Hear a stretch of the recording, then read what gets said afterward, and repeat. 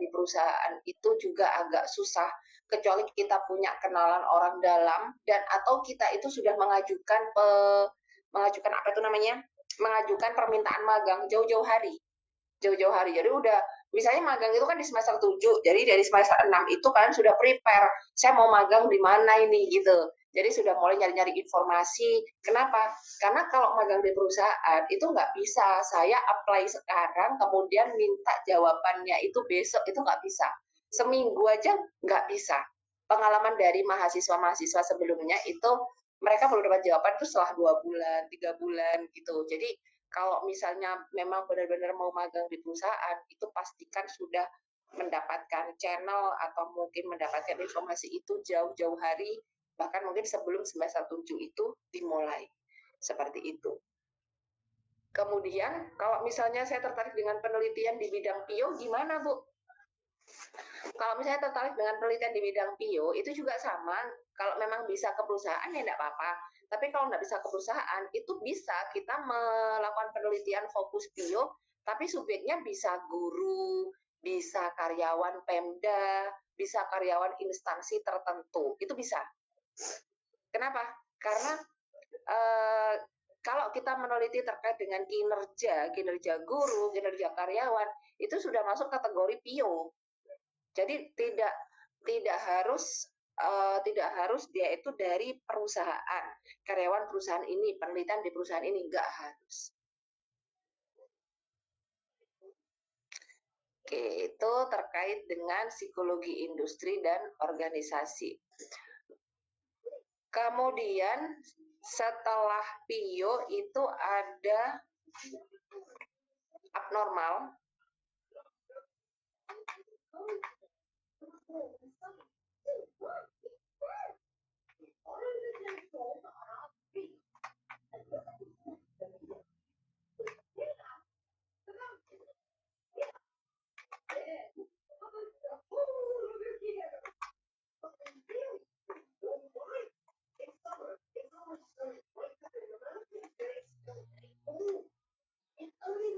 Oke.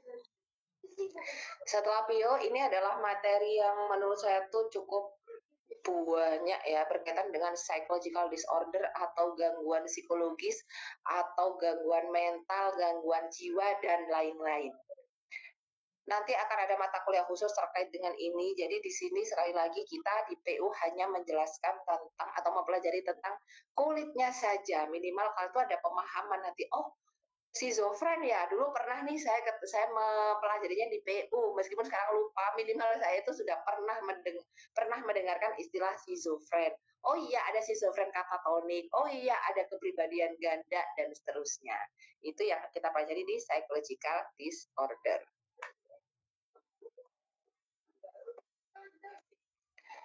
Saya pernah menjelaskan dulu waktu di psikodiagnostika 1 terkait dengan abnormalitas. Kenapa dikatakan abnormal? Seseorang dikatakan abnormal itu jika bagaimana?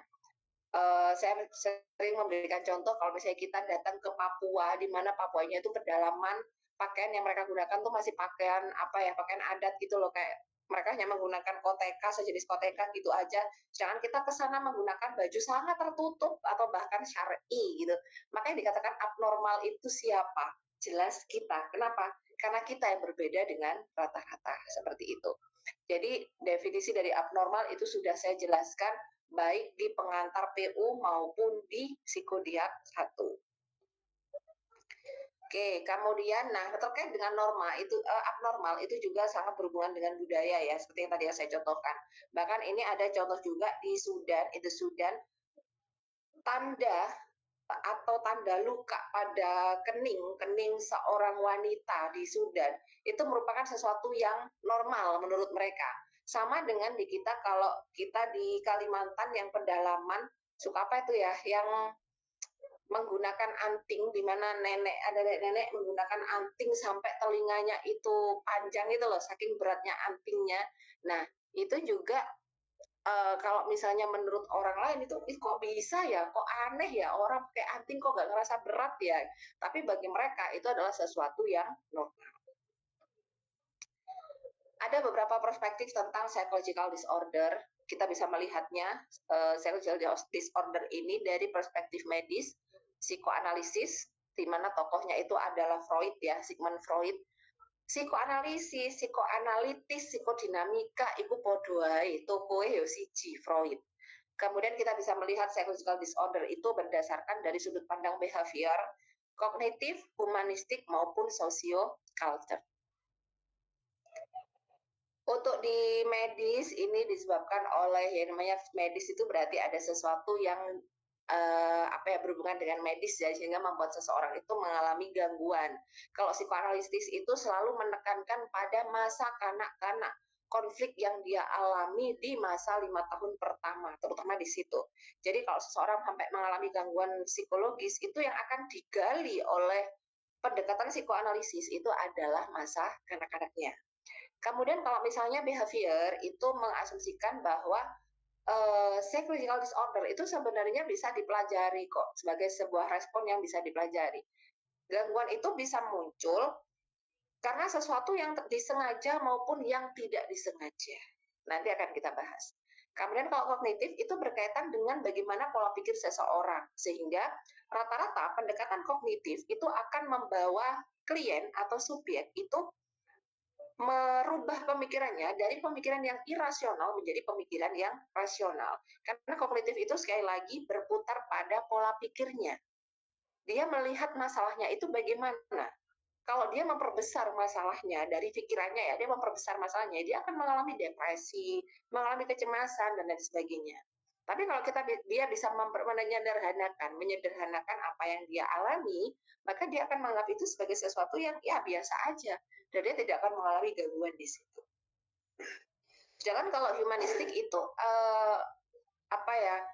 bagi humanistik karena memanusiakan manusia, jadi mereka itu percaya bahwa manusia itu punya tanggung jawab. Manusia bisa bertanggung jawab terhadap apapun yang sudah dia lakukan. Jadi ketika dia sampai mengalami sesuatu yang disorder, mengalami abnormalitas, maka fokusnya itu pada kliennya, pada subjeknya. Dia kebalikan dari psikoanalisis. Kalau psikoanalisis itu berfokus pada masa lampau, tapi kalau humanistik itu fokusnya masa kini. Jadi yang akan dia fokuskan itu adalah kliennya sekarang, yang kamu rasakan apa dan yang ingin kamu lakukan itu apa untuk menyelesaikan masalah ini. Itu humanistik. Kenapa? Karena bagi humanistik, klien itu dia bisa bertanggung jawab tentang apapun yang dia alami. Kemudian yang terakhir itu adalah sosiokultur. Kalau sosiokultur ya berarti itu berhubungan dengan masyarakat, lingkungan, dan juga budaya. Kenapa seseorang itu bisa mengalami disorder. Classifying abnormal behavior untuk menentukan seseorang itu mengalami abnormalitas atau tidak, itu sudah ada pedomannya. Kita tidak bisa dengan mudah mengatakan, kamu tuh depresi ya, oh kamu tuh depresinya sudah level begini, oh kamu tuh schizofrenia katatonik. Itu kita nggak bisa hanya sekedar mengamati. Karena sudah ada pedomannya sendiri, namanya itu adalah DSM-4. Dan DSM-4 itu singkatan dari Diagnostic and Statistical Manual of Mental Disorders 4th edition. Jadi ini adalah edisi keempat yang memang dikembangkan oleh American Psychiatric Association untuk mendiagnosis tentang gangguan psikologis. Kalau di versi Indonesia itu namanya adalah PPDGJ. Itu bukunya, kalau PPDGJ itu kayak semacam buku saku gitu loh.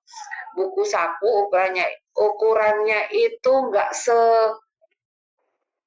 sepanjang buku tulis gitu. Jadi buku tulis itu lebih panjang, tapi buku saku tuh kayak separuhnya, versi kecilnya. Tapi tulisannya ya kecil-kecil memang kalau PPDGJ itu.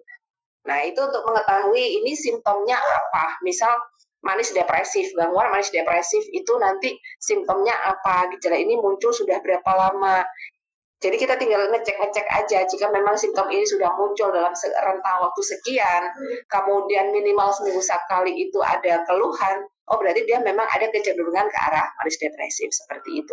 Jadi panduannya itu ada. Dalam mendiagnosis itu tidak bisa langsung mengatakan, oh iya kamu gangguan, itu nggak bisa. Jadi memang harus di cross check dengan pedoman yang ada.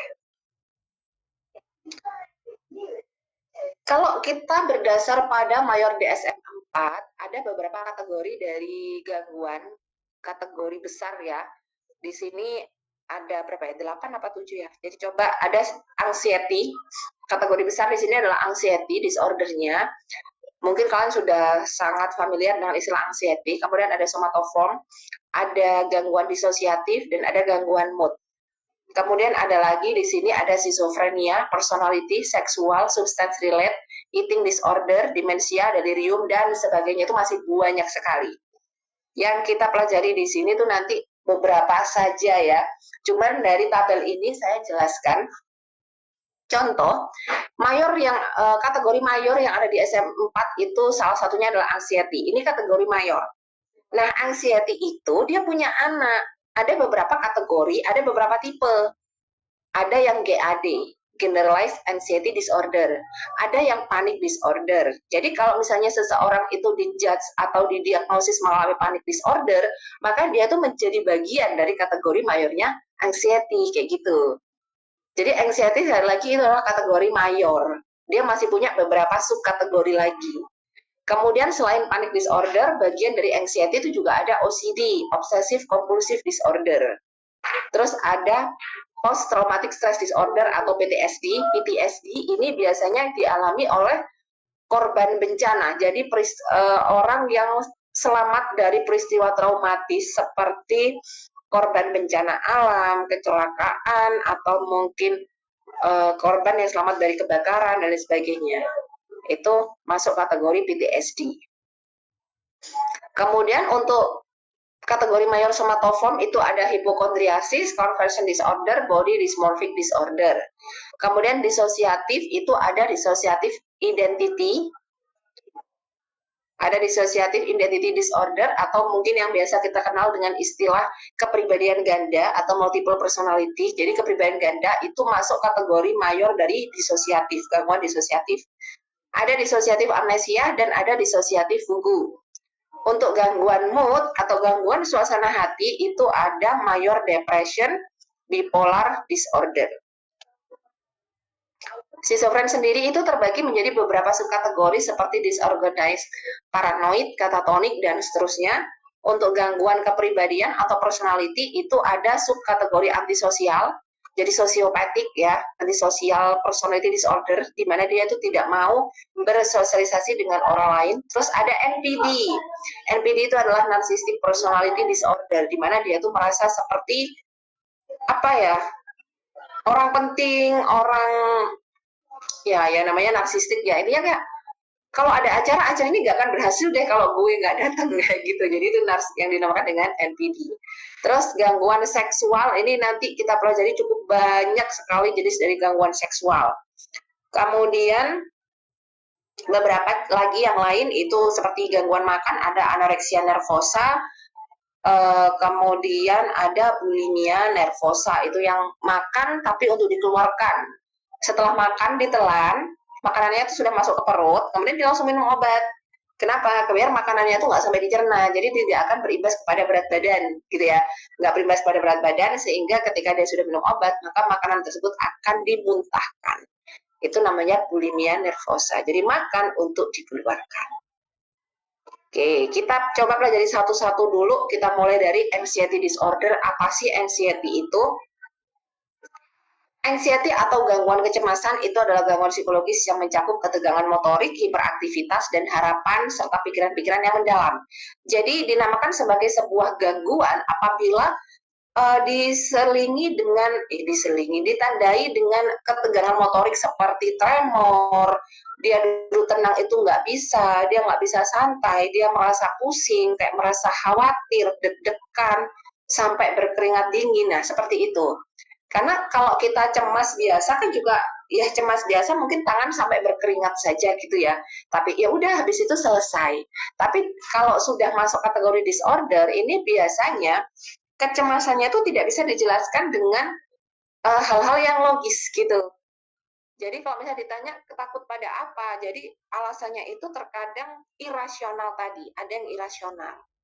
Dan dia itu munculnya seperti apa ya, kayak ada ada frekuensinya, entah itu minimal dia akan mengalami itu seminggu sekali, atau mungkin seminggu 2 kali, dan itu terus-terusan terjadi selama kurang lebih 3 sampai 6 bulan. Nah itu sudah masuk kategori disorder, gangguan. Kalau misalnya kita cemas mau ujian, keringat dingin ketika menjalani ujian, tapi setelah ujian selesai, kita udah merasa tenang dan kita tidak pernah dihantui dengan itu, ya itu bukan masuk kategori gangguan. Oke. Subkategori dari anxiety tadi itu ada GAD ya, ada Generalized Anxiety Disorder. Nah, di sini sudah ada ciri-cirinya. Individu dengan gangguan kecemasan ini tuh paling tidak, nah di sini ada kategorinya, ada kategori. Ada keterangannya, setidaknya dia 6 bulan mengalami hal yang serupa dan tidak mampu menunjukkan alasan jelas kenapa dia tiba-tiba merasa cemas. Ciri-ciri GAD itu ada sulit konsentrasi, mudah lelah, gelisah, mudah marah, dan juga otot-ototnya tuh sering tegang. Kemudian ada lagi subkategori kedua, itu adalah panic disorder atau serangan panik ya, gangguan panik. Serangan kecemasan ini datang secara tiba-tiba. Jadi tidak menutup kemungkinan kalau orang mengalami gangguan panic disorder ini, ketika dia berada di public space atau di area publik yang banyak orang, tiba-tiba dia langsung diem dan mengalami serangan. Dia mengalami serangan panik, di situ ada sesak nafas, ada jantung berdebar, kencang, mual, dan seterusnya. Makanya nggak usah kaget kalau misalnya ada orang yang mengalami serangan panik, itu pertolongannya salah satunya adalah oksigen. Karena kenapa? Karena memang ada orang yang mengalami serangan panik itu sampai dia itu benar-benar sesak nafas. Serangan panik ini dapat terjadi secara terus-menerus minimal 1 kali seminggu atau lebih ya, dan berlangsung beberapa menit. Ketika serangan itu datang, itu berlangsung beberapa menit, bahkan ada yang sampai beberapa jam. Nah, ini terkait dengan situasi tertentu. Kemudian yang ketiga yang masuk dalam kategori anxiety itu ada gangguan fobia disorder. Kalau fobia itu ketakutan yang tidak bisa dijelaskan alasannya kenapa. Irrational fears. Ketakutannya sangat tidak rasional dan ketakutannya ini disampaikan kepada objek ataupun pada situasi tertentu. Di sini banyak sekali contoh fobianya, triggernya pada apa. Jadi kalau triggernya itu pada ketinggian, dia disebut dengan acrophobia. Terus ada lagi triggernya itu pada water, pada air, itu namanya aquaphobia. Ini trigger pada water bukan berarti dia nggak bisa minum, nggak bisa mandi gitu, tidak ya. Tapi biasanya itu pada air yang jumlahnya itu banyak. Contohnya seperti kolam renang, danau, kemudian laut. Nah itu ketakutan tersebut akan muncul. Kemudian ada trigger pada anjing, ada pada burung, ular, terus ada kucing, bahkan ada yang pada angka, reptil, dan lain sebagainya. Banyak.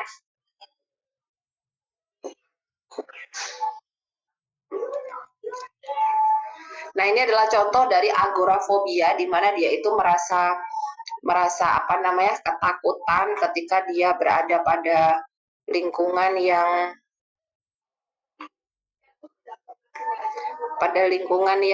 yang ramai ya, area publik seperti itu.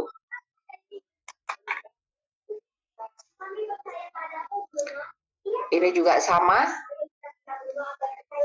Nah, ini yang tadi saya katakan, fobia itu, gangguan itu bisa dipelajari juga. Maksudnya memang sengaja saya pernah menjelaskan terkait dengan Little Albert atau bayi Albert yang ketika kita belajar classical conditioning, operant conditioning ya. Jadi bayi Albert ini menjadi objek eksperimen. Anak bayi ini kalau dia mendengar kalau lihat hewan itu kan dia nggak akan merasa takut, ya kan? Dia tidak akan merasa takut, dia akan malah kayak cicak, tikus bakal dibejek-bejekkan sama dia ya. Tapi berhubung ada suara keras di situ, maka dia akan merasa takut dan menjadi hal yang wajar ketika dia tuh merasa trauma terhadap tikus maupun suara yang keras. Nah, sehingga dia akan menjadi fobia. Fobia dia takut suara keras itu dia akan langsung deg-degan, takut dan dia keluar keringat dingin dan seterusnya ya karena memang dia pernah mengalami peristiwa traumatis tersebut. Nah ini juga contoh 2 tahun duduk di toilet, jadi seorang perempuan di Ness, negara bagian Kansas, dia mengalami apa ya fobia yang tidak mau bertemu dengan banyak orang itu, sampai dia itu tidak mau keluar, ya wes dia ada di toilet makan minum ya di kono ya nggak mau keluar pokoknya. Kemudian masih kategori di anxiety itu ada OCD, Obsessive Compulsive Disorder ya. Obsessive Compulsive Disorder, kalau obsesif itu adalah pikiran yang berulang, sedangkan kalau kompulsifnya itu adalah dorongan perilakunya yang berulang. Contoh, mau makan, kemudian kalau kita makan di warung, di restoran, kadang kan di warung deh ya, itu kan kadang sendoknya itu ada di meja. Kalau ada di restoran itu sendoknya sudah dibungkus gitu kan. Tapi kita mau makan itu kayak dilihat dulu tuh sendoknya. Ini higienis enggak ya? Jadi kita lapin, dilap. Habis dilap kalau kita makan, higienis enggak ya? Ini tadi kok masih ada bercak? Berarti kalau ada bercak ini kotor dong. Nah, itu pikiran itu yang berulang disebut dengan obsesif. Kemudian ketika kita ngambil tisu dan kita lap terus-menerus, itu adalah kompulsif. Itulah yang disebut dengan obsessive compulsion disorder. Jadi pikiran dan juga perilaku yang berulang.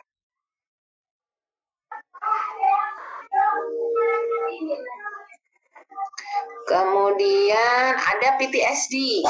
Nah, untuk PTSD ini adalah gangguan kecemasan, tadi saya sudah menjelaskan, yang disebabkan oleh peristiwa-peristiwa traumatis atau stressful seperti perang, bencana alam, pemerkosaan, korban pemerkosaan ya, di mana peristiwa tersebut meninggalkan trauma yang mendalam sehingga individu takut mengalami peristiwa serupa. Contoh seperti kalau kemarin itu kan ada bencana besar di Sumatera ya, di Aceh, Sumatera yang banjir itu, ada korban selamat setelah 3 hari dia terkurung, ditemukan dalam kondisi selamat. Nah, kalau misalnya dia itu nanti menjadi tidak bisa tidur malamnya, mau tidur itu takut tiba-tiba nanti ada air datang, kemudian tiba-tiba dia itu takut dan mojok karena seperti mendengar teriakan-teriakan orang yang ketakutan.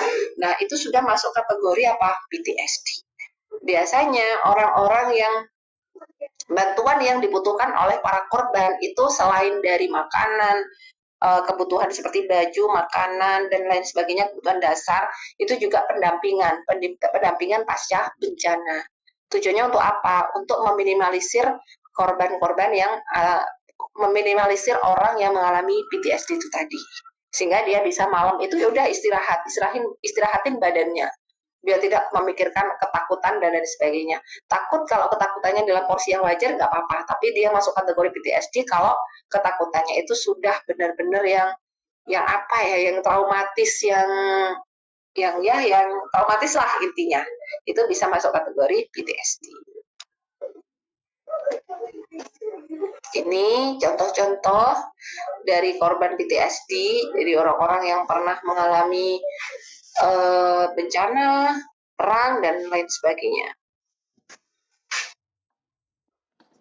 Kemudian ada yang namanya kategori mayor mood disorder. Kalau tadi anxiety, sekarang yang mood disorder atau gangguan suasana hati. Gangguan suasana hati itu jelas dari bahagia, tiba dari ngakak ya, tiba-tiba dari ngakak, kemudian sedih. Nah, jadi kayak roller coaster gitu loh.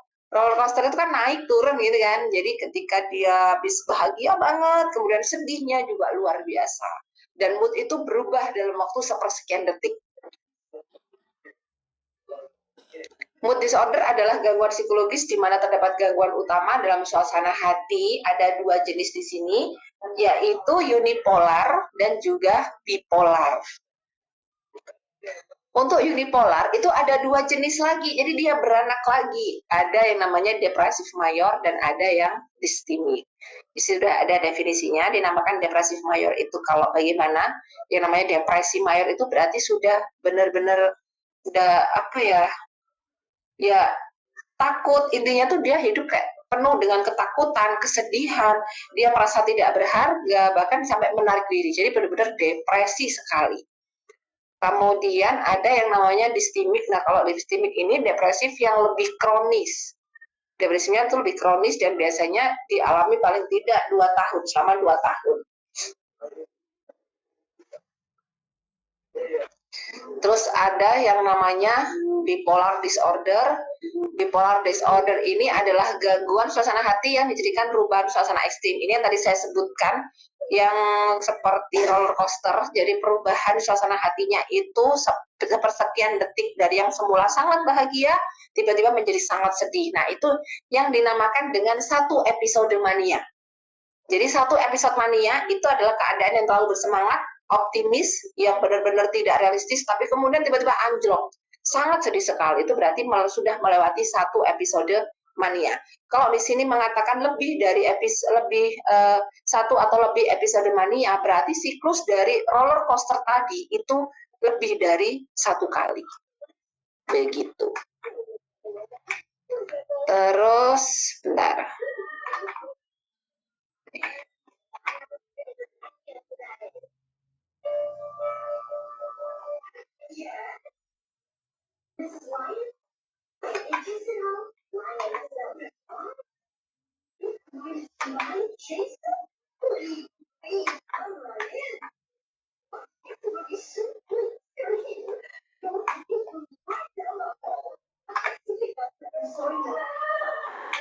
Kemudian ada yang namanya gangguan disosiatif.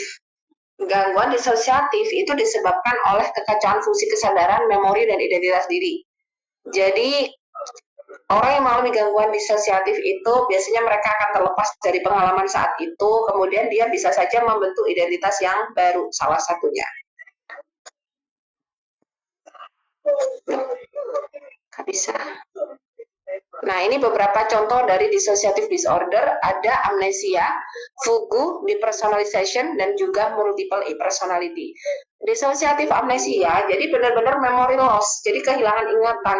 Kalau kita berasumsi bahwa orang amnesia itu hanya disebabkan oleh kecelakaan, enggak juga. Jadi terkadang orang itu bisa mengalami amnesia karena peristiwa yang traumatis. Jadi dia berusaha untuk membuang pikiran-pikiran yang menakutkan tadi itu ke alam bawah sadarnya, sehingga dia ada kemungkinan melupakan masalah itu dan juga orang-orang yang berkaitan dengan masalah tersebut. Itu dissociative amnesia. Jadi hilang ingatan karena tekanan, karena stressful. Kemudian kalau dissociative fugu itu dia kehilangan ingatan, tapi juga diiringi dengan apa ya, meninggalkan rumah. Jadi dia keluar dari rumah, meninggalkan rumah, kemudian dia membentuk identitas yang baru. Apakah dia melupakan identitasnya yang lama dan juga melupakan rumahnya? Iya, dia melupakan itu. Jadi dia membentuk identitas baru. Itu kalau dissociative fugu. Dia tidak tahu awalnya dia itu siapa, ya saya tahu nggak sekarang nama saya itu ini, kayak gitu. Kemudian kalau depersonalization disorder itu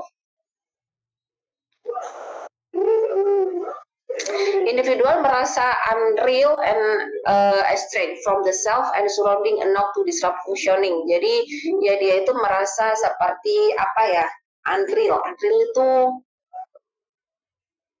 apa, unreal itu gak real ya.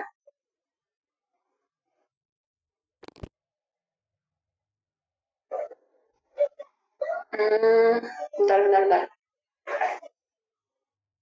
Aska,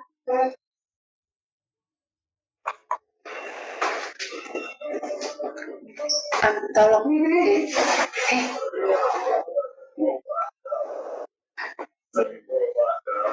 Tolong.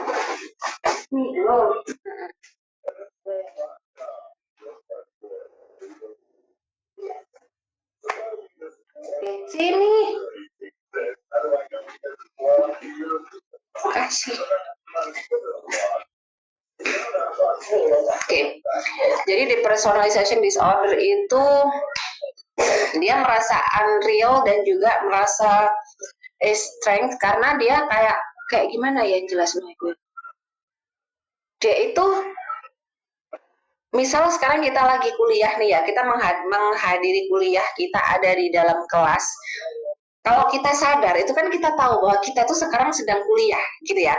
Tapi kalau orang yang mengalami depersonalization disorder, dia itu seperti tidak ikut mengalami proses kuliah, tapi dia merasa seperti melihat bahwa, oh, itu aku lagi kuliah ya, gitu loh. Jadi kayak merasa uh, lepas dari badan, ya apa ya menjelaskannya, dia merasa dirinya itu lepas dari badan. Jadi kalau kita sadar gini kan, oh ini lagi kuliah nih, oh ini lagi kuliah online nih, oh sekarang aku lagi ngadep laptop nih, lagi ngadep HP, dia sadar. Tapi kalau di personalization itu dia dia tidak merasa sedang menjalani itu, justru dia tuh seperti nonton film bahwa oh aku ini lagi kuliah nih, aku lagi ngelihat laptop nih, aku lagi ngelihat HP nih, seperti itu. Jadi merasa merasa jiwanya tuh kayak lepas dari badan dan dia bisa melihat dirinya sendiri itu sedang beraktivitas. Itu untuk yang depersonalization. Kemudian kalau dissociative identity ini dia memiliki beberapa kepribadian, bisa minimal itu ada 2 kepribadian. Sebenarnya untuk kasus multiple personality ini itu jarang sekali muncul, tapi sekalinya muncul orang yang punya gangguan kepribadian ganda, itu kepribadian yang muncul itu bisa lebih dari 2. Biasanya itu banyak, ada 2, ada 2 ke atas gitu loh. Gitu kalau yang kepribadian ganda. Nah, itu tadi saya jelaskan terkait amnesia disosiasi, terus ada fugu, ini yang dissociative identity disorder. Jadi ini contohnya itu adalah film version Sibyl. Terus ini ada contoh dari seorang anak yang bernama Wendy. Jadi Wendy ini termasuk salah satu korban dari seksual abuse, jadi kayak korban pelecehan seksual ya. Nah, pelecehan seksualnya ini dialami seketika dia berusia kurang lebih 2 tahun. Kemudian apa namanya, Wendy ini akhirnya berkembang dan memiliki kurang lebih 20 kepribadian. Dan kepribadiannya itu berbeda-beda, yang namanya orang punya gangguan kepribadian ganda, kepribadiannya itu akan berbeda-beda dan akan muncul pada situasi-situasi tertentu. Antara kepribadian satu dan kepribadian yang lain itu akan dipisah pada dinding amnesia. Jadi biasanya dia tidak ingat apa yang sudah dia lakukan ketika kepribadian yang lain itu mengambil alih. Begitu, itu terkait dengan kepribadian ganda. Kemudian ada kategori yang lain, itu ada eating disorder. Eating disorder di sini yang saya berikan contoh hanyalah anoreksia nervosa dan juga bulimia nervosa. Untuk anoreksia nervosa itu saking apa ya, kayaknya saking obsesnya seseorang terhadap bentuk badan yang ideal menurut dia, akhirnya dia itu benar-benar mengalami ketakutan apabila memiliki berat badan yang berlebih. Jadi ketika habis makan bakso gitu misalnya, dia tuh kayak takut banget, bahkan sampai cemas, sampai deg-degan, nggak karu-karuan, saking takutnya timbangannya itu geser ke kanan meskipun hanya 1 garis. Itu anoreksia nervosa. Kalau bulimia nervosa itu makan yang tidak terkontrol, tapi diiringi dengan perilaku pembersihan yang tadi saya contohkan. Jadi makan untuk dikeluarkan. Nah, kalau kita melihat para model ini kan kayak, wah mereka itu badannya ideal sekali ya, benar-benar apa itu namanya, benar-benar idaman lah ibaratnya. Siapa yang nggak pengen punya badan yang ideal, proporsi ideal, tinggi badan, berat badannya itu ideal. Tapi tidak tahukah kita bahwa sebenarnya mereka tuh juga mengalami apa ya, kayak harus menjalani yang namanya diet ketat. Bahkan makanan yang mungkin masuk ke dalam tubuh mereka itu karbohidratnya itu bisa dihitung dengan jari. Supaya apa ya? Supaya proporsi tubuhnya itu tidak berubah. Nah, berkaitan dengan ideal apa ya, bentuk tubuh ideal, body ideal itu juga dipengaruhi oleh budaya. Ada budaya di sini, di mana ini, di Tahitian woman, standar standar kecantikan itu juga sangat dipengaruhi oleh budaya. Nah, jadi kalau di standar kecantikannya Tahiti itu ya kurang lebih ya seperti inilah, orang dikatakan cantik itu ya kalau begini. Terus ada lagi standar kecantikan itu kalau misalnya memiliki tubuh yang sangat feminim, memiliki bentuk yang ideal, ada yang seperti itu juga. Ini di sini ada slide yang enggak deh, enggak saya tampilkan deh. Bentar.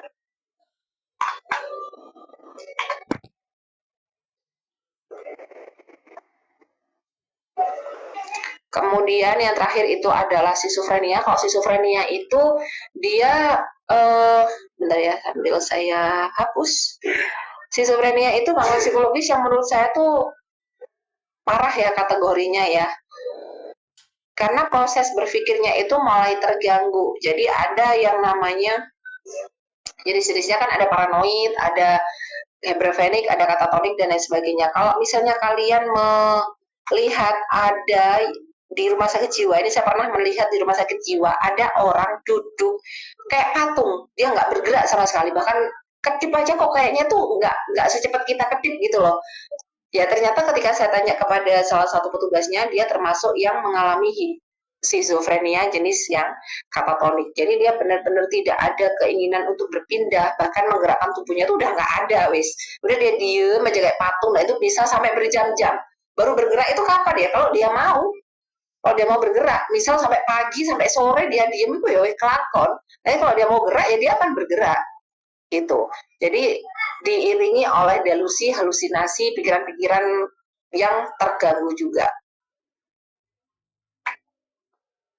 Kemudian yang terakhir itu ada gangguan personality. Nah, kalau gangguan personality ini di Handout ada ya. Gangguan personality ini terbagi menjadi 3 klaster. Ada klaster ganjil, dramatik, dan juga ketakutan. Nah, masing-masing klaster ini akan terbagi lagi menjadi beberapa subkategori. Kalau ganjil itu terbagi menjadi paranoid, schizoid, dan schizotipal. Jadi namanya paranoid itu mudah curigaan orangnya, nggak gampang percaya, mudah curigaan, dan dia kayak menarik diri. Berbeda dengan schizotipal. Kalau schizotipal itu dia memang mudah curiga, tapi curiganya tuh terang-terangan gitu loh. Kalau yang paranoid kan ya dia paranoid ya parno gitu, jadi dia cenderung menarik diri. Kalau schizotipal curiganya tuh dia sampaikan dengan terang-terangan. Kemudian kalau schizoid ini dia lebih kepada menarik diri karena dia merasa malu, dia tidak bisa mengekspresikan dirinya. Kemudian yang klaster dramatik itu ada lagi histrionik, ada narsistik, borderline, dan antisosial. Terus ketakutan itu terbagi lagi dia menjadi 4 macam. Begitu, banyak sekali. Terus ada juga yang namanya gangguan seksual dan identitas gender. Kalau identitas gender itu ya ada gambarnya nggak ada. Kalau identitas gender itu ya berarti modelannya kayak Lucinta Luna gitu deh.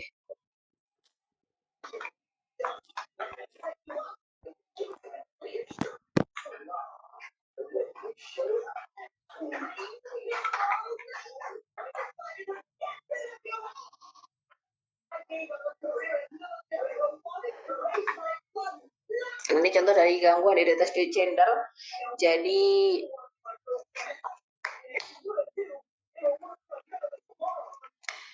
laki-laki kemudian menjalani operasi gitu untuk merubah gender dia agar dia bisa menjadi wanita. Itu contohnya. Kemudian ada lagi yang namanya gangguan seksual. Nah, ini gangguan seksual itu buahnya ada yang namanya parafilia. Parafilia itu jadi parafilia itu seperti dorongan seksualnya itu lebih kepada situasi yang tidak biasa ya, tidak biasa seperti kayak benda mati pada anak-anak kayak gitu. Kemudian itu ada tulisannya at least 6 bulan. Jadi paling tidak orang mengalami gangguan parafilia itu kalau dia mengalami dorongan-dorongan yang seperti itu kurang lebih selama 6 bulan. Kemudian ada lagi yang namanya fetish.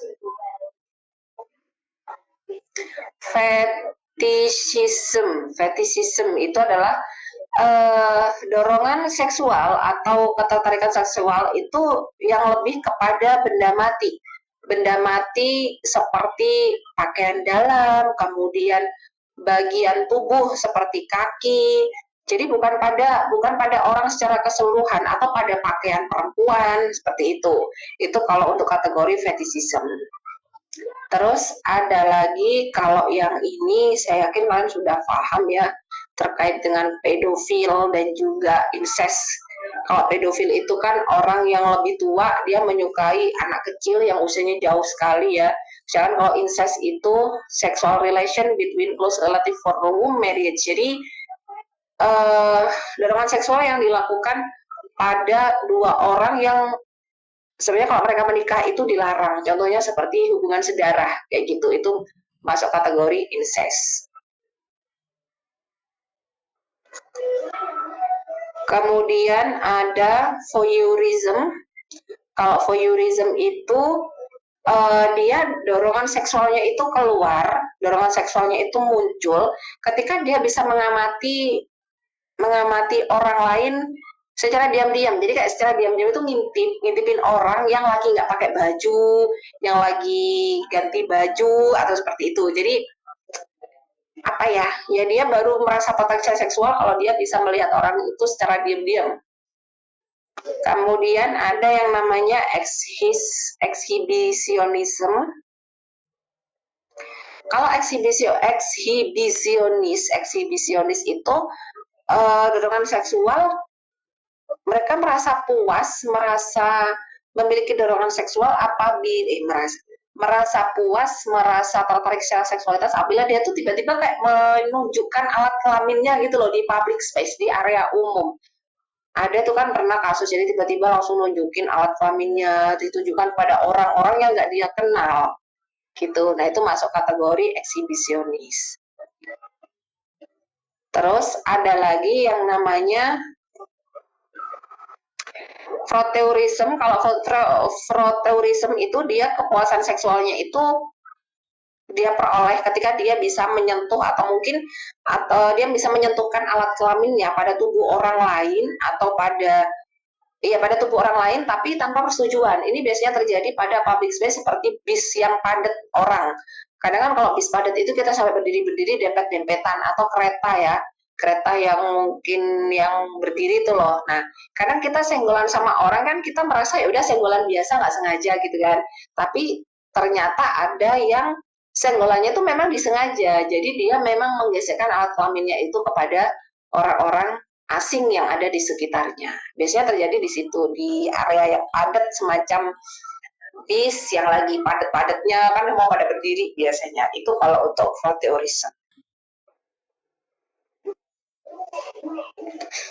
Kemudian ada sadisme dan masochisme. Kalau sadisme itu dia kepuasan seksualnya itu akan muncul ketika dia bisa menyakiti pasangannya. Itu sadisme. Sedangkan kalau yang masochisme itu kebalikannya. Kalau yang sadisme itu dia merasa puas ketika bisa menyakiti pasangannya. Kalau yang masochisme ini dia merasa puas ketika dia yang disakiti. Gitu. Beda ya. Jadi kalau sadisme itu dia menyakiti, kalau masochisme dia itu yang disakiti. Disakiti dengan cara apa ya? Bisa dengan kekerasan, bisa dengan apapun itu. Yang penting kategorinya menyakiti. Terus ini ada gambar tapi tak tunjukkan, berbahaya. Mungkin nanti ini mau saya hapus saja ini slide-nya. Oke, terus masih banyak sebenarnya untuk kategori gangguan seksual itu ada hipoaktif seksual, terus ada sexual aversive disorder dan sebagainya. Banyak. Saya dulu kuliah tuh masih ingat banget disuruh menjelaskan tentang perbedaan-perbedaan gangguan seksual ini. Dan itu harus hafal. Oke.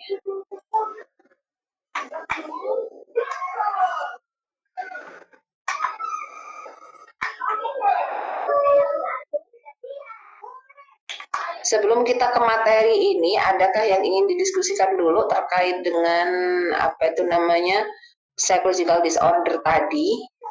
Yang terapi ini nanti saya jelasin dikit aja kalau yang ini. Saya izin bertanya, Bu. Sampai ini di saya nggak keluar soalnya sekarang tak share slide. Sekarang. Oh, oke. Itu Bu, apakah stigma sosial itu lebih berbahaya Bu daripada gangguan psikologis itu sendiri? Karena terkadang seseorang itu kalau bercanda itu kadang berlebihan Bu, seperti mengatakan oh anak ini gak normal gitu, dan anak itu kalau mendengarkan kan merasa sakit juga Bu, seperti itu. Terima kasih. Mas sosial ya. Iya Bu. Kalau ditanyakan apakah stigma sosial itu lebih berbahaya, kalau menurut saya itu apa ya, sama berbahayanya sih. Kenapa? Karena dia stigma ini bisa memperburuk gangguan psikologis. Kalau memang pada dasarnya orang itu sudah punya kecenderungan gangguan psikologis loh ya, sudah ada kecenderungan gangguan psikologis ditambah stigma, nah itu bisa bisa berbahaya. Atau bisa juga dia mengalami kecenderungan mengalami gangguan psikologis itu diawali oleh stigma, ya kan, kayak oh kamu ini kuper, oh kamu ini jelek, kemudian dia mengalami depresi. Nah itu bisa saja. Jadi kalau dibilang mana yang lebih berbahaya, sama saja karena semuanya bisa saling mempengaruhi dan saling memperparah. Begitu. Jadi nggak saya. Ya Bu, terima kasih. Kalau orang yang habis dari RSC itu kan dikatakan sembuh ya, dikatakan sembuh, kemudian disuruh pulang gitu kan. Orang yang mengalami gangguan jiwa itu sebenarnya mereka kayak orang sakit tipes gitu loh. Sakit tipes itu nggak bisa dikatakan sembuh 100%, bakterinya hilang itu nggak bisa, virusnya hilang itu nggak bisa. Kenapa? Karena orang sakit tipes itu penyakitnya itu tertidur. Hanya tertidur saja. Apabila nanti di kemudian hari kita nggak bisa menjaga pola makan, pola hidup, kemudian apa yang suka makan terus dan sebagainya, maka tidak ada kemungkinan virus kita akan kambuh. Sama demikian, sama juga dengan orang mengalami gangguan jiwa. Dikatakan sembuh dari RSJ pulang, ada di rumah dia mendapatkan private, mendapatkan label RSJ, lulusan RSJ, kemudian dijauhi dari masyarakat, mau apa-apa nggak diikutkan, nggak apa namanya, orang-orang menjauh dengan belak-belakan ya, terang-terangan dari dia bisa saja semakin parah. Kenapa? Karena dia sudah pernah mengalami ini, pernah mengalami masa sulit, ditambah dengan stigma sosial tadi. Ditambah dengan stigma sosial tadi, tidak menutup kemungkinan nanti akan ada fase sembuh kambuh. Nah, kalau sembuh dulu, kalau sembuh sudah masuk kategori fase sembuh kambuh berulang kali, itu biasanya lebih parah lagi.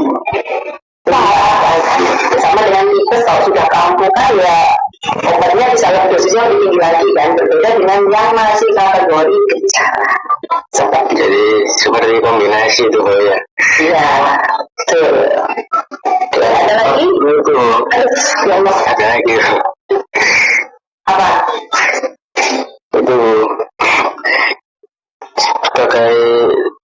sebagian banyak masyarakat itu sering menganggap gangguan psikologis itu sebagai aib Bu. Apakah peran teman itu dapat membantu? Dan apakah peran teman itu dapat membantu dalam mengatasi gangguan psikologis itu sendiri Bu? Tidak cuma teman sebenarnya, orang-orang di sekitar juga. Jadi mereka yang mau gangguan psikologis itu mereka juga butuh dukungan, ya kan? Butuh dukungan dari siapa? Dari orang-orang di sekitarnya. Jadi dari teman iya, dari keluarga juga iya, bahkan dari masyarakat juga iya. Yang saya tahu ini dulu, yang saya tidak lama sekali nggak ke RSJ. Yang saya tahu itu ketika pasien mau dipulangkan, dinyatakan sudah semua bisa bersosialisasi dengan baik, dikembalikan ke keluarganya, dikembalikan ke masyarakat, itu setahu saya dulu pihak RSC kan melakukan semacam apa ya, bukan survei, tapi mereka tuh kayak melakukan sosialisasi gitu loh, kayak ke keluarga nanti harus begini, masyarakat juga. Jadi minta kerjasama antara keluarga dan juga orang-orang yang ada di pilihannya untuk siapa? Untuk kesembuhan dari pasien tersebut. Begitu. Jadi nggak cuma aman, semua orang yang ada di sekitar dia itu sangat berperan untuk menjaga dan mungkin membantu proses penyembuhan dari ketika seseorang itu mengalami abnormalitas tadi. Begitu, Asal? Ya Bu, yang pertama itu dulu. Yang apa? Yang kenapa Bu? Sebagian besar masyarakat itu sering menganggap gangguan psikologis itu sebagai aib Bu. Oh iya. Bahkan kalau zaman dulu itu kan dianggap kayak kemasukan roh kan? Iya. Zaman dulu itu orang yang mengalami gangguan psikologis itu dianggap mereka kemasukan roh jahat. Makanya kalau kalian ke RSC itu akan menemukan apa ya kayak pasung gitu, alat-alat untuk pasung yang katanya untuk menyembuhkan mereka yang mengalami gangguan. Ya karena mereka dianggap sangat jahat. Bahkan ada proses penyembuhan yang dimana dia lupa saya di kepalanya itu dilubangi. Asumsinya apa? Kalau kepalanya dilubangi itu nanti orang jahatnya akan keluar dan dia bisa sembuh. Ya kalau kita sekarang mikir bukan hanya orang jahatnya yang keluar, ya kan? Kalau aslinya juga akan nyawanya juga akan ikut keluar juga. Jadi memang akan dikatakan aib bahkan dijauhin. Kenapa? Karena mereka dianggap tidak normal. Jangan jauh-jauh orang yang mengalami gangguan jiwa. Kalau kalian sekolah saja ya, kalian sekolah lihat apa namanya, lihat anak yang mungkin kelihatan cupu aja, pasti kan dijauhin kan. Atau lihat teman yang penampilannya kayak nggak boys gitu kan, kayak nggak rapi misalnya, nggak rapi kita kayak musuh, pasti kita akan menjauhin dia. Dia normal loh padahal, cuma dari penampilan saja dia berbeda. Apalagi orang yang sudah kita anggap itu mengalami gangguan jiwa, bahkan sampai ada label alim di RSC misalnya. Ya apalagi yang demikian. Bendera sekolah yang normal hanya yang membedakan pakaiannya saja, karena dia dari kalangan menengah ke bawah, pakaiannya tidak sebersih kita, tidak serapi kita, itu kita sudah menjauhi kok. Ketika dia itu kayak penampilannya itu, kita aja sudah menjauhi kok, apalagi yang mengalami gangguan jiwa. Itu makanya itu bisa melakukan edukasi Bu ya, edukasi kesehatan mental di masyarakat gitu. Iya, bukan hanya di masyarakat juga, karena dari anak sekolah pun juga itu harus diberikan edukasi tentang kesehatan mental. Sebenarnya itu mirisnya gini ya, anak zaman sekarang itu dikit-dikit kesehatan mental terganggu, nggak mikir dan lain sebagainya. Tapi mereka sendiri itu terkadang secara tidak langsung sudah menjatuhkan kesehatan mental orang lain. Mirisnya di situ. Jadi hanya berfokus pada dirinya, mentalnya sendiri, menjaga mental, menjaga mentalnya sendiri. Tapi tidak sengaja dia malah menghancurkan mental orang lain. Mungkin mental temannya dan sebagainya. Mirisnya itu di situ. Jadi kalau kita bicara masalah edukasi, memang edukasi itu bisa kita berikan pada anak, bahkan mulai dari sekolah ya, di sekolah dasar. Bahkan ada gerakan anti perundungan, gerakan anti bullying itu sebagai salah satu cara untuk mengenalkan ke anak tentang pentingnya kesehatan mental. Kenapa? Karena ya kita bisa membuat orang mengalami gangguan itu ya karena persoalan bullying saja. Baik itu sederhana bullying verbal. Kamu cupu, nah sekedar itu saja ternyata itu bisa menghancurkan mental orang lain. Ya, terima kasih Bu. Baik, selanjutnya kita ke materi terakhir. Ini saya akan menjelaskan tentang ya ini terkait dengan terapi. Bentar.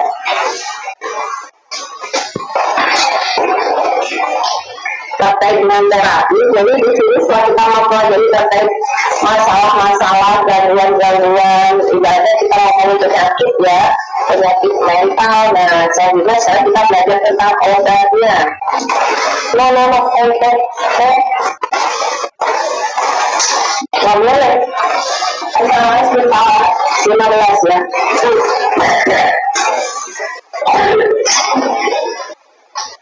Jadi kita sekarang berdiri tentang obatnya, obat apa aja sih yang biasanya diberikan kepada orang yang mengalami gangguan psikologis. Nah, yang jadi masalah adalah terkadang kita itu kalau misalnya butuh bantuan secara fisik kita minta tolong ya. Kalau di pedesaan itu apa? Aku besok mau renovasi rumah, ayo bantu ayo ke saya gitu yang seharusnya kayak ke saya. Kenapa? Karena kita juga butuh bantuan orang lain dan terkadang kita juga terpanggil untuk bisa membantu orang lain. Namun ketika kita menderita karena masalah psikologis itu kita yang malah enggan untuk mencari bantuan. Kalau misalnya kalian ada masalah, coba ditanya seorangnya, kamu kenapa? Aku nggak apa-apa. Kamu nggak apa-apa? Iya, aku nggak apa-apa. Selalu kita tuh selalu berada di balik kata aku nggak apa-apa. Padahal itu kenapa? Karena kita berpikir bahwa meminta bantuan untuk masalah-masalah psikologis itu menunjukkan bahwa kita itu lemah, gitu loh. Kita tuh lemah gitu sebenarnya. Padahal ya udah, kalau kita tuh membutuhkan bantuan, itu tanda bahwa kita itu kuat dan kita tuh berani untuk mengakui bahwa saya tuh tidak sanggup menyelesaikan masalah saya dan saya tuh membutuhkan bantuan dari orang lain. Seperti itu. Nah, ini yang selalu saya tekankan kepada mahasiswa. Kita masuk ke psikologi, tolong jangan dinormalisasi saya masuk psikologi karena saya rawat jalan. Kenapa? Karena kita bukan pasien kok. Kita masuk ke psikologi tujuannya adalah untuk mempelajari ilmu-ilmu yang berkaitan dengan jiwa dan perilaku, bukan untuk mendeklarasikan bahwa saya adalah pasien yang membutuhkan obat, bukan. Kenapa? Karena untuk saya pribadi, kita ketika masuk psikologi itu kita belajar tentang perilaku. Sebelum kita membenahi perilaku orang lain, membantu orang lain untuk untuk berperilaku secara lebih baik, membantu orang lain lebih bahagia, kita harus lebih dulu mengenali diri kita. Karena kan nggak lucu ya kalau nanti kedepannya kita menjadi psikolog gitu, kita kita menyelesaikan masalah orang lain, tapi kita sendiri orangnya bermasalah. Kita kasih saran ke orang, kamu nanti harus bisa memiliki waktu ya, kemudian nggak boleh marah-marah, kitanya orangnya pemarah, kan nggak lucu.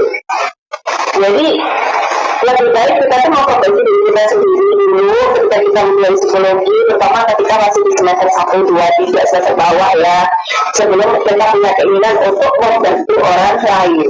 Sebenarnya tuh kayak sederhananya tuh kayak udah kenali dulu dirimu, bahagiakan dirimu, baru kemudian kamu bisa menyelesaikan atau membahagiakan orang lain, kayak gitu. Jenis obat atau terapi yang bisa digunakan di psikologi itu apa saja? Ada macam-macam, tergantung dari alirannya. Jadi ada terapi psikodinamika, ada terapi humanistik, ada terapi kognitif, terapi behavior. Jadi tergantung aliran, kita mau menggunakan aliran yang mana. Kalau terapi biologis ini pasti dia berkaitan dengan obat. Kenapa? Karena biologis ini mempengaruhi cara tubuh bekerja. Saya pernah menjelaskan terkait dengan jenis obat-obatan di materi kesadaran ya. Ada obat-obat psikoaktif kayak gitu. Nah itu digunakan dalam menyelesaikan masalah-masalah psikologis. Kayak orang yang mengalami depresi ya, berarti dikasih obat antidepresan kayak gitu. Ini contoh obat anti kecemasan itu ada Xanax, Valium dan Librium, anti-insomnia. Kemudian ada benzodiazepin juga. Tapi semua obat ini juga ada dampaknya ya. Kalau digunakan secara berlebihan ya pasti akan memberikan efek samping. Terus ini obat antidepresan itu dikelompokkan ada trisiklik, contohnya adalah Elavil, kemudian ada Narbil, terus ada SSRI yang contohnya itu adalah Prozac. Nah, obat ini tujuannya adalah untuk meningkatkan dan mempertahankan tingkat neuropasiler yang penting, terutama serotonin dan juga norepinefrin. Ini obat-obat antidepresan. Memang kita sebagai seorang psikolog maupun ilmuwan psikologi itu tidak punya hak untuk memberikan obat-obatan kepada klien. Tapi minimal kita tuh tahu bahwa mereka itu membutuhkan obat. Obat itu hanya diberikan apabila mereka tidak bisa tidak bisa kita sembuhkan dengan cara sadar. Dengan cara sadar itu tidak cukup hanya dengan cara sadar. Misalnya nggak cukup hanya dengan konseling. Nggak cukup hanya dengan terapi sederhana, jadi mereka kita rujuk ke psikiater untuk mendapatkan obat seperti itu. Kemudian ada obat-obat antipsikotik juga, ini ada neuroleptik contohnya. Kemudian ini ada efek sampingnya ya. Efek sampingnya itu kalau bisa berbahaya, bisa sampai kayak kejang leher, lengan, dan kaki. Kemudian ada terapi elektrokonvulsif. Terapi ini itu kayak yang ditempelin sama kabel-kabel gitu loh. Tujuannya adalah untuk memberikan kejutan dalam otak.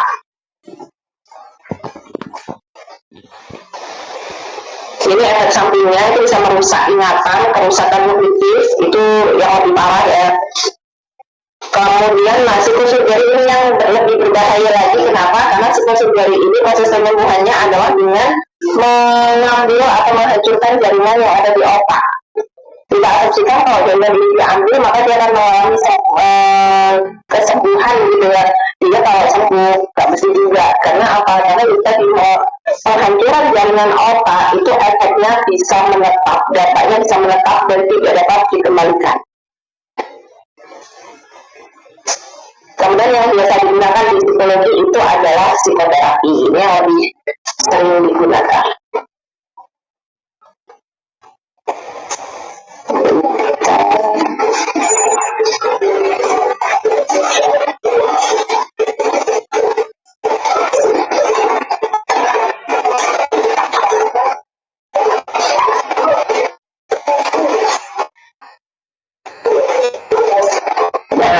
Kemudian psikoterapi itu tujuannya adalah untuk dicapai ya, jadi untuk berbicara, mendengarkan, memberi pengawasan. Psikolog dan psikiater ini bisa menggunakan psikoterapi. Psikoterapi biasanya apa saja? Ini ada psikodinamika. Nah, kalau psikodinamika tadi saya sudah menjelaskan. Psikodinamika itu berfokus pada masa lampau. Jadi kalau kita menggunakan terapi psikodinamika, maka tugas kita adalah menggali informasi apa saja yang sudah dia alami ketika dia di masa lalu, terutama pada masa 5 tahun pertama. Begitu.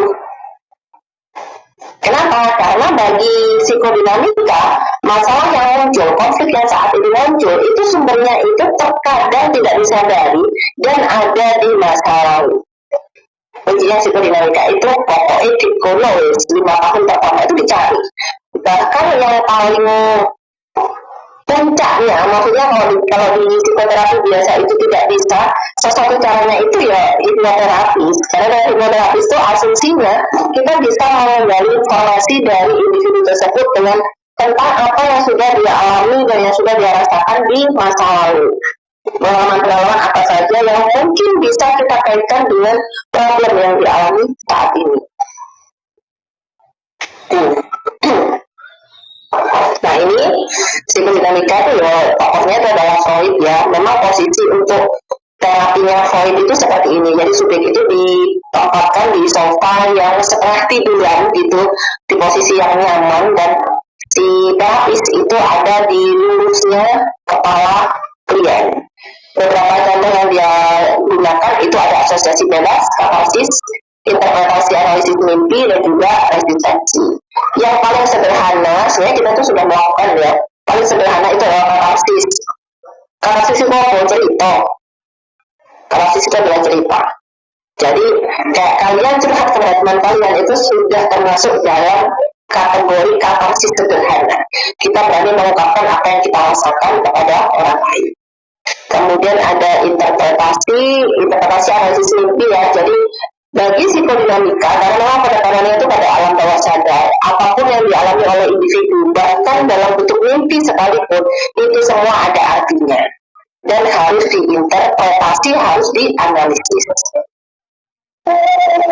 Kemudian asosiasi bebas itu adalah sebuah tindakan dari terapis kepada individu untuk mendorong individu mengungkapkan apapun yang dia rasakan. Kadang-kadang ada orang yang kalau katarsis itu kan cerita atas kemauannya gitu kan, mengungkapkan yang dia rasakan itu diungkapkan semua.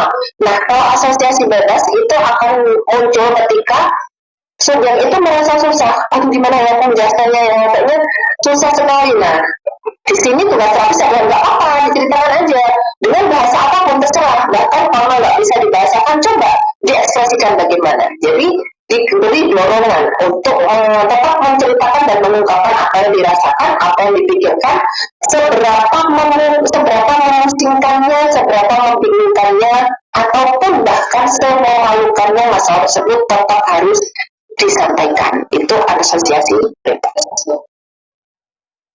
Kemudian ada transferensi itu adalah psikoanalisis untuk berhubungan dengan menghasilkan kembali hubungan penting ya. Jadi transferensi itu berhubungan dengan analisis hasil. Terus kalau analisis hasil adalah strategi pertahanan klien yang disadari mencegah analis untuk memahami masalah orang tersebut.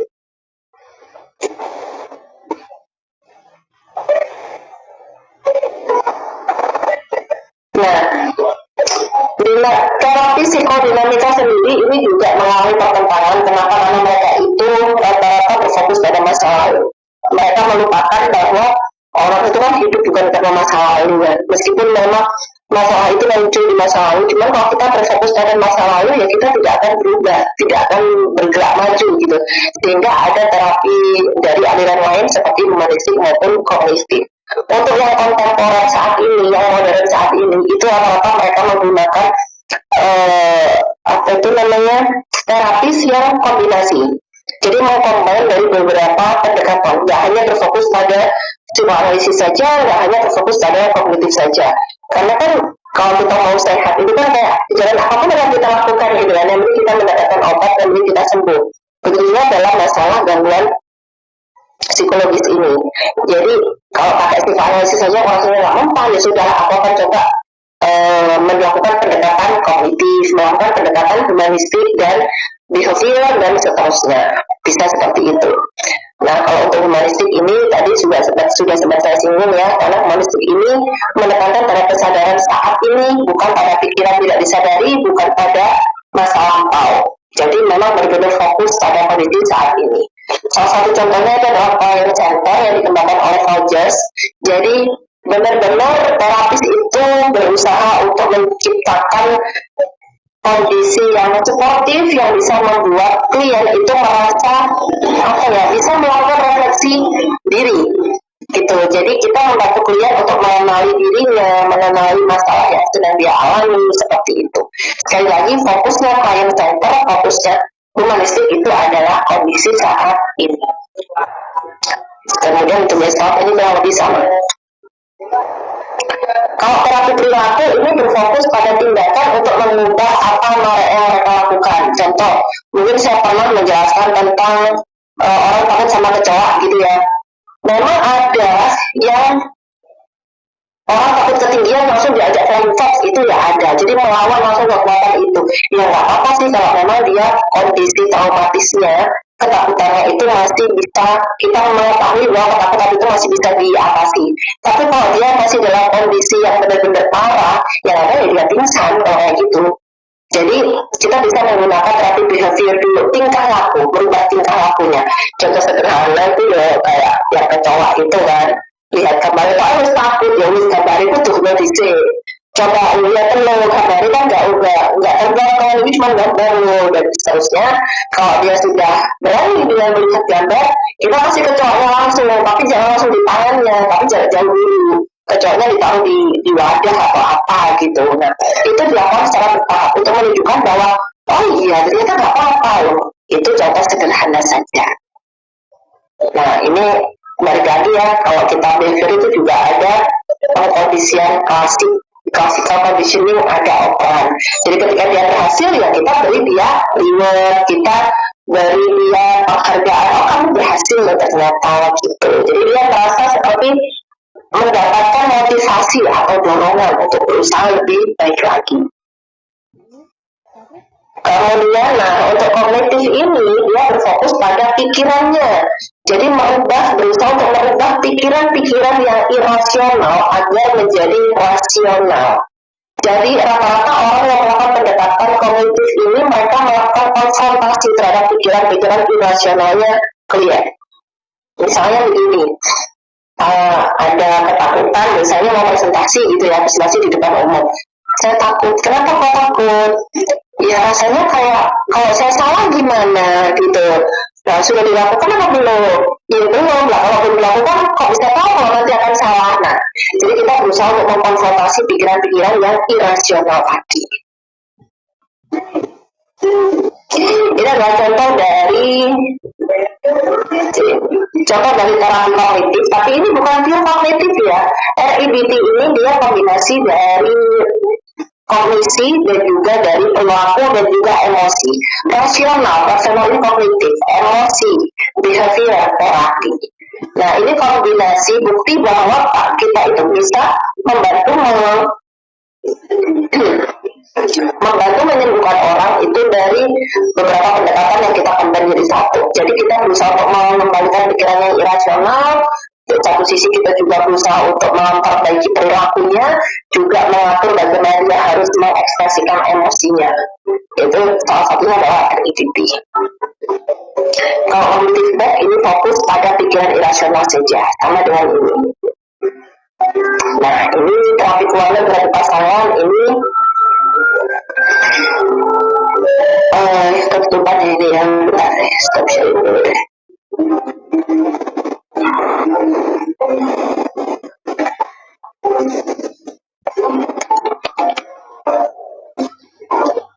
Gak bisa.